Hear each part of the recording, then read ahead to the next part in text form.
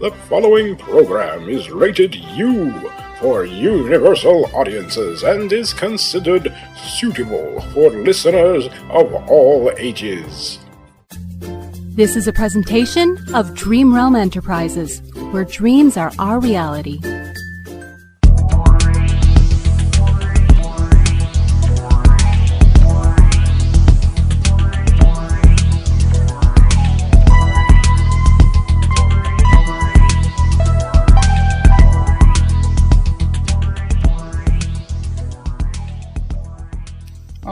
Welcome back to Q-Who. This is the first of our two-part celebration of the 60th anniversary of Doctor Who. And this week we are starting with an interview with the DRE Master, who is, of course, played by Mark Kalita. He plays the Master in our fan-produced Doctor Who series. And, he has agreed to an interview with us to talk about Doctor Who and his portrayal of the Master and, things like that. So that's what's happening in this episode. Like I said, it's going to be a two-part episode of Q-Who, basically, for the 60th anniversary of Doctor Who. But this week we will be talking with Mark Kalita. And in the next episode, we will be interviewing the Doctor himself, Paul RBC. So you got that to look forward to as well. Asking him similar questions. But let's get on with part one here. And we will talk to Mark Kalita.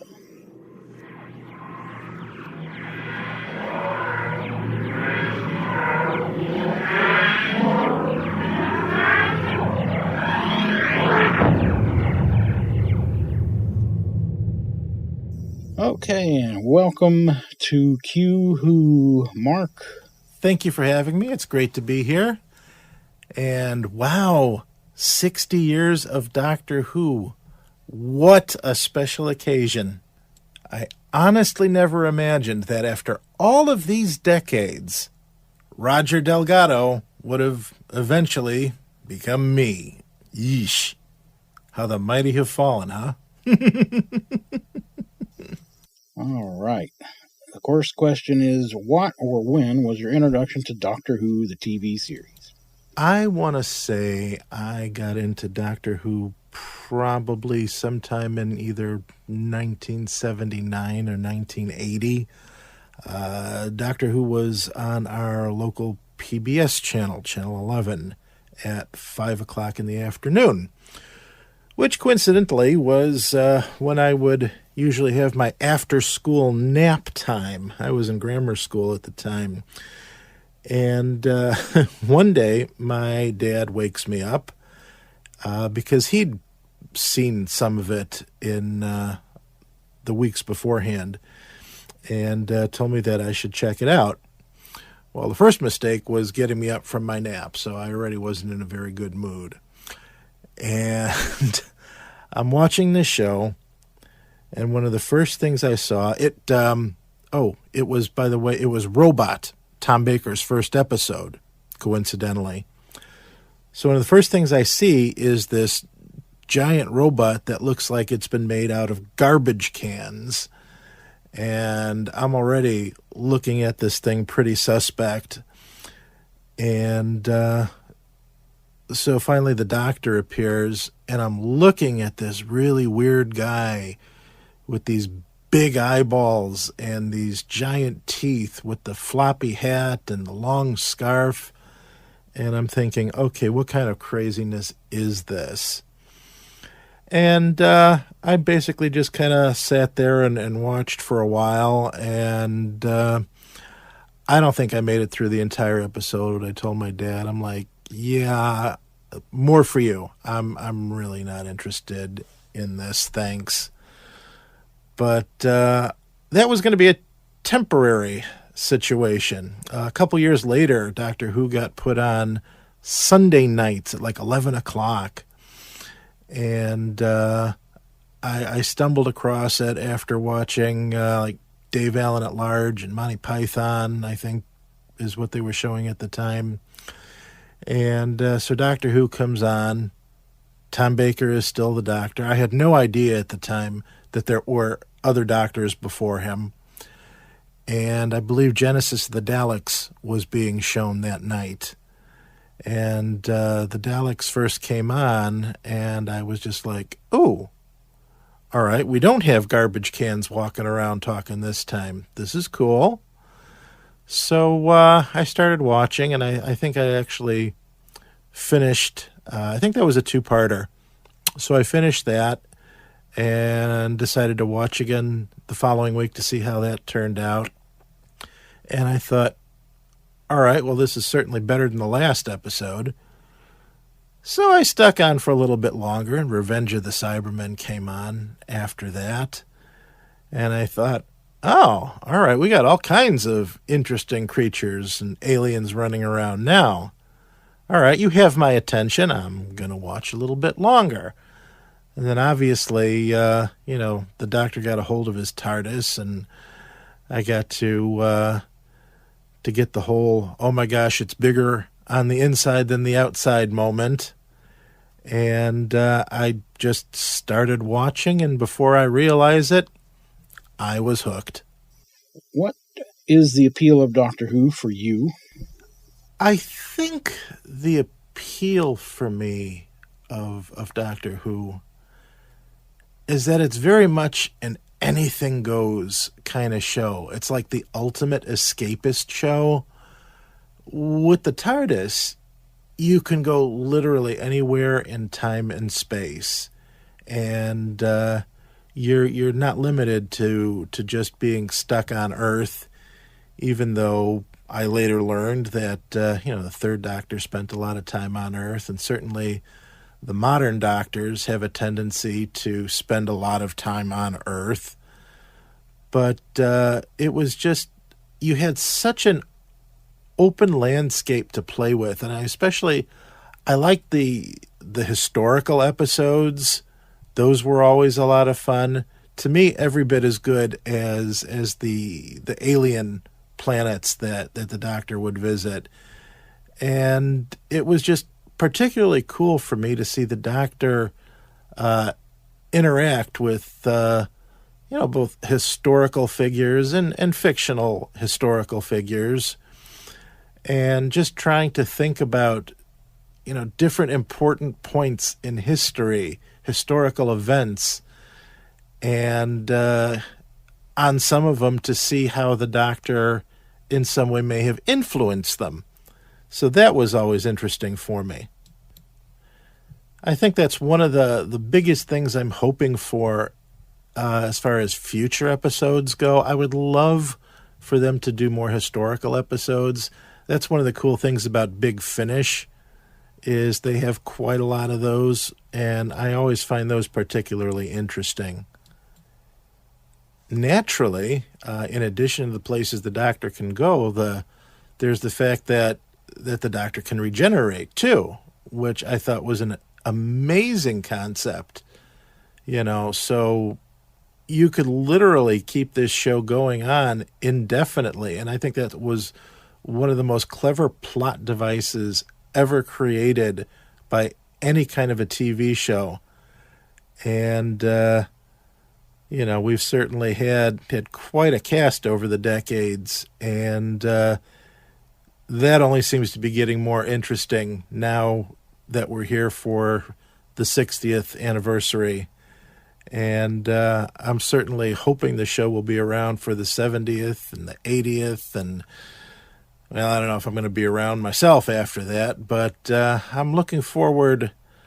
Hopefully, I'm carefully optimistic about what we have yet to see what the future holds. What are some of your favorite moments and stories from the classic era of Doctor Who? Oh, wow, that's a huge catalog of episodes to to go through and try and say, like, what was my favorite, because there was just so much wonderful cheese during those decades. But I think if I had to kind of break it down, certainly a lot of the historical first appearances, as they say, like in the comic book world. So, like the first episode with the Daleks, the Cybermen, the Ice Warriors, the Zygons, obviously the Master. Those were all just amazing bits of history right there. I also thought the episodes where we finally got to see Gallifrey and the Time Lords, and to see just how different the Doctor seems to be from the rest of his people, just how much of a rebel he really is compared to the uptight Gallifreyan Time Lord society. That was always really interesting. Nowadays, you'll have like a season-long story arc, and it's got the big one long sort of interconnected bunch of stories. But back then, it's kind of like when it started. I loved the Key to Time story arc, and even though those are individual bits, it to me reads like one great big story. And for me, there's nothing like a classic quest for something. I've always found those kind of stories really interesting. There's loads of stories and cartoons out there where you've got to get all these segments of something and put them together to make some kind of super weapon or magic item or something like that, and that's always cool. Just the different situations that the heroes find themselves in, trying to acquire each of these pieces. And obviously, that came with the introduction of Romana, who I would say, along with Leela, probably my two favorite companions of all time, and absolutely loved Romana on this show. Both of them. Mary Tam is probably my favorite of the Romanas. I actually had the chance to meet her a couple of times, and she was just the sweetest lady ever. Really, really nice. In fact, there have been a lot of times over the years where I sat and thought, if I ever go and put the old Doctor costume back on over at Broken Sea and start that up, I would love to have, one or two episodes where we bring Romana back and we go old school, go classic, with my Doctor and Romana getting into some mischief, lots of classic kind of banter between the two of them. I think that would be a whole lot of fun. If I had to choose a favorite episode or two, certainly Invasion of Time was really, really good. And probably my favorite of all time would be Talons of Wang Chiang. We got this amazing historical episode, cool sets, giant rat. We got Leela running around through the tunnels. We've got the Doctor in this amazing Sherlock Holmes costume that I actually saw up close once at a convention back in 1983. And I had a crack at buying the thing too, but being a young teenager at the time, I didn't have $750 in my pocket to buy the coat and hat set, which is what it went for, as I recall. And to this day, it's just like, oh my God, if I had a job like I do now where I'm making adult money and I could go back to that convention, there are so many amazing costumes and props and stuff that I could pick up. And interestingly enough, I talk about the Key to Time. That was something that stuck with me so much because there was a couple segments of the Key to Time, actual screen-used ones, that were auctioned off at the convention in 1983. And that stuck in my head for years after. And a few years ago, not long after I bought my house, I came across a place that had gotten a hold of actual screen use segments for the Key to Time, and I now have 3 of them. So I literally have half of the Key to Time, and that's really, really cool. Of the first 8 TV doctors, Hartnell through McGann, who is your doctor, the one that you consider your favorite, and why? My doctor. Well, after all of this, I think the answer is probably pretty obvious. For me, Doctor Who begins with Tom Baker in my life, and that's it. For me, he's the archetype. That's the main man.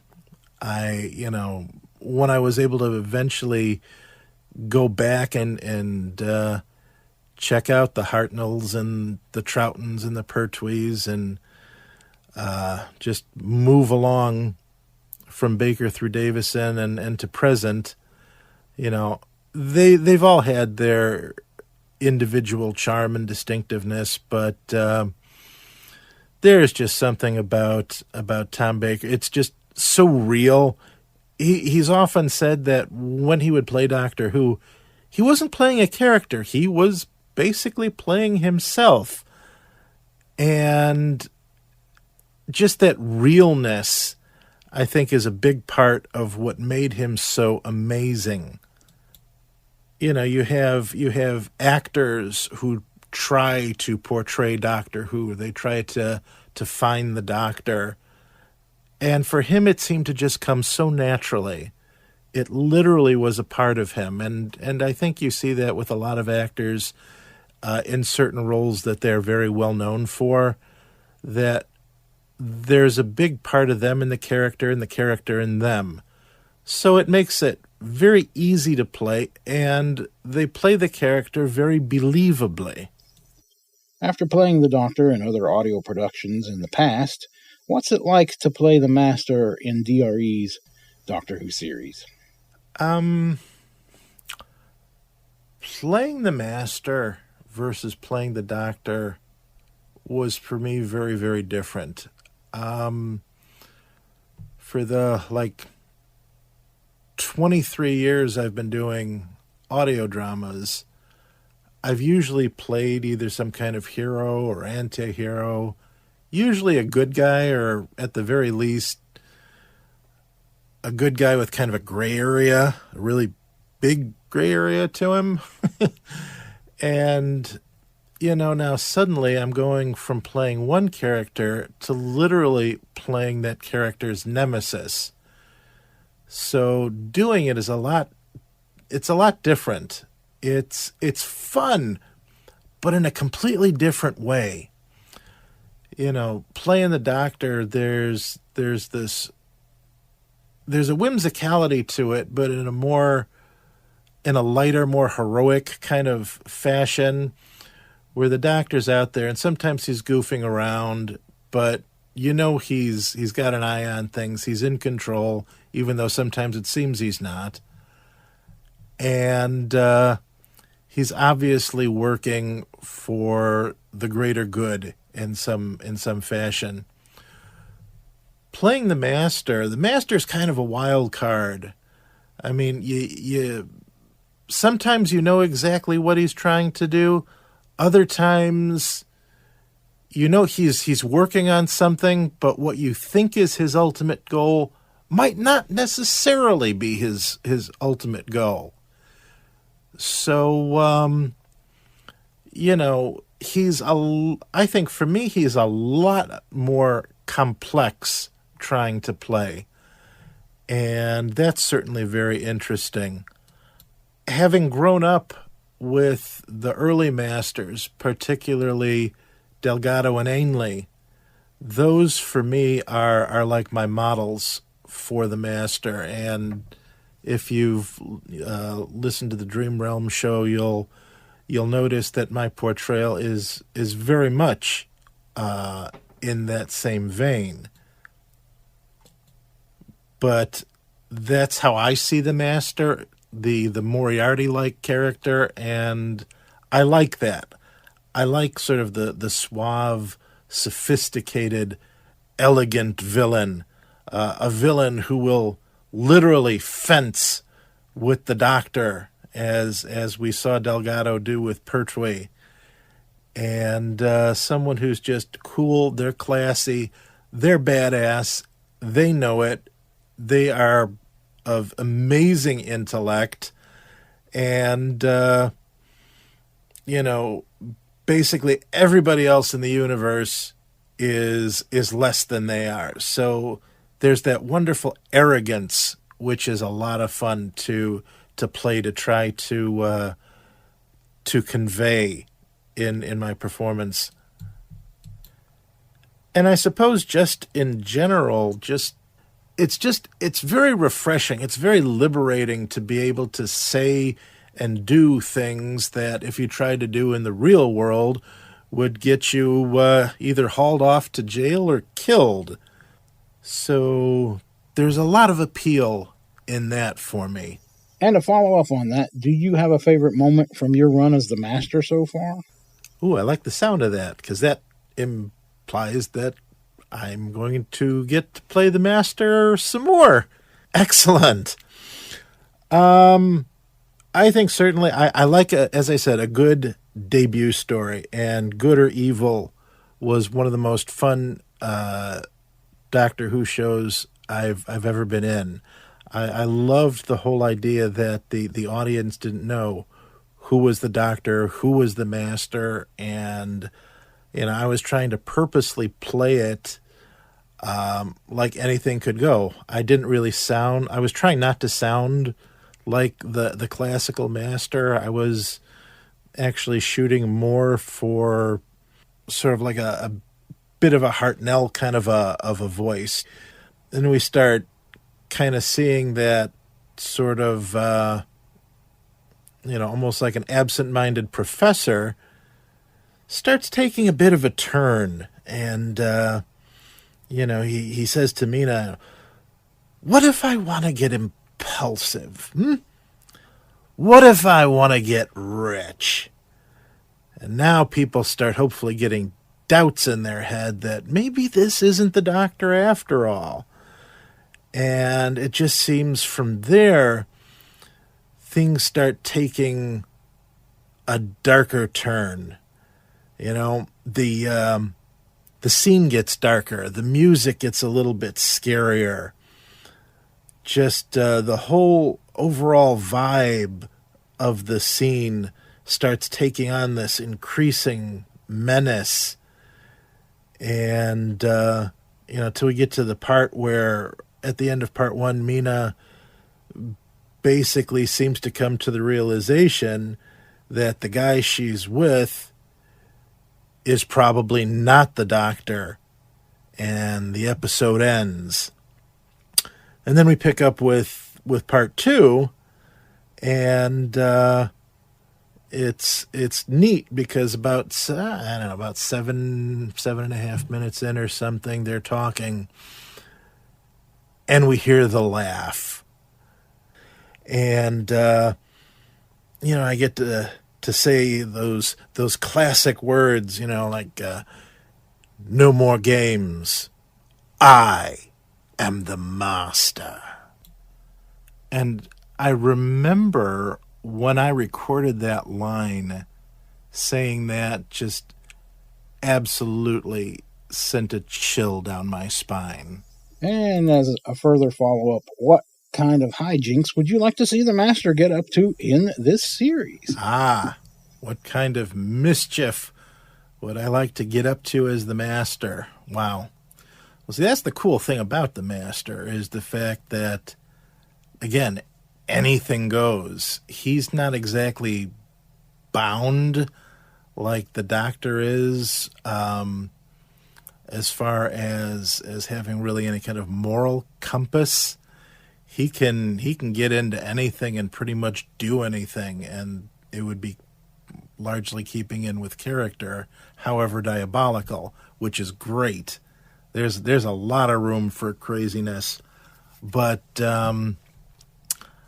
honestly, I think one of the things that I'd like to see him do, and I might have mentioned this last time we spoke, is it would be cool to have an episode where he and the Doctor have to actually work together to either get out of a crazy situation or overcome a villain that is perhaps far worse than even he is. And we're not talking just, your typical Dalek situation either.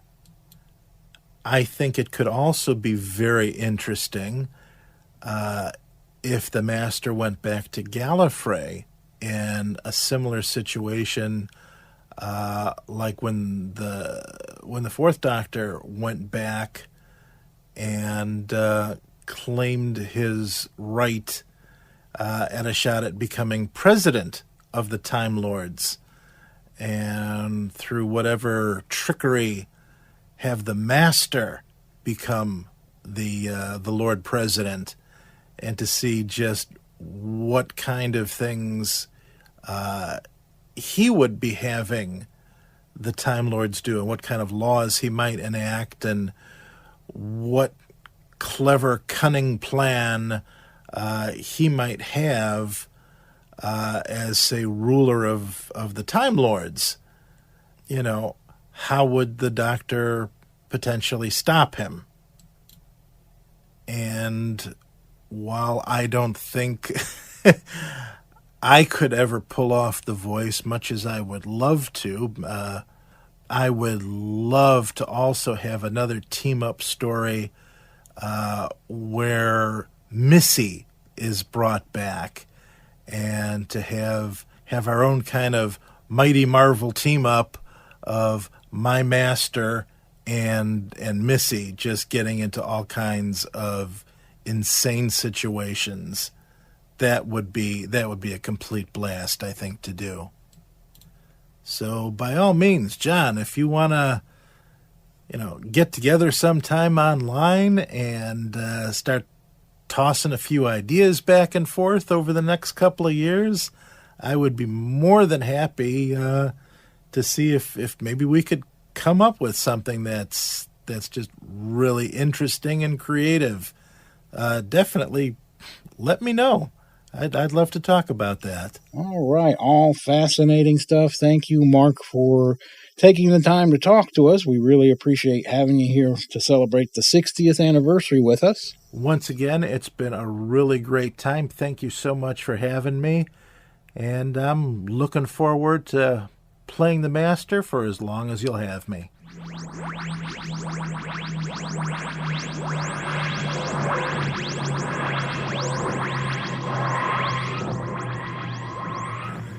Okay, we are going to wrap it all up here and get prepared for the next episode, which will be a further celebration of the 60th anniversary of Doctor Who on TV, and, well, all things Doctor Who. And we will also be talking to Paul RBC, the current DRE Doctor. That's all in the next episode, which you will get to hear in just a few days. So we're giving you 2 bonus episodes this week in celebration of the 60th. So until the next one, you guys know the drill. Please stay tuned.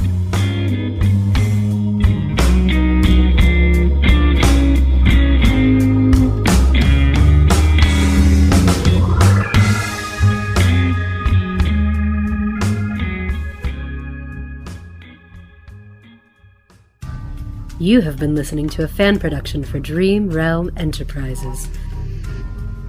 This is a not-for-profit program.